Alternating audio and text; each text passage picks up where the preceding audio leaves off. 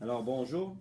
Pour cette vidéo, on va parler des deux témoins de l'Apocalypse. Chapitre 11 nous indique qu'il y aura deux témoins très spéciaux qui joueront un rôle important dans la première demi de l'Apocalypse. Ils vont prophétiser pendant cette période. Pendant 1260 jours, ils ne pourront pas être tués. Si quelqu'un veut leur faire du mal, cette personne-là sera tuée par un feu qui sort de la bouche des deux témoins. Ceux-ci auront le pouvoir de fermer le ciel et qu'aucune pluie tombe pendant leur prophétie. Ils pourront changer l'eau en sang et frapper la terre de toutes sortes de plaies. Dans le fond, ces deux personnes-là vont créer un gros problème pour ceux qui dirigeront le gouvernement mondial à ce moment-là. Finalement, après 1260 jours, ils seront tués.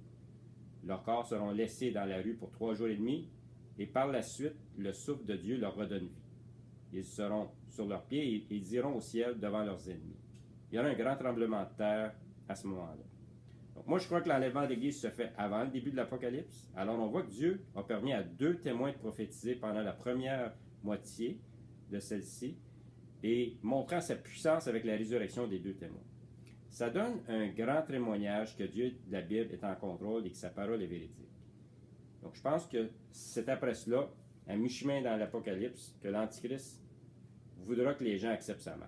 Les gens devront décider, veulent-ils demander pardon à Dieu et réaliser que Jésus est le Sauveur, ou voudront-ils renier Jésus et Dieu et suivre l'Antichrist?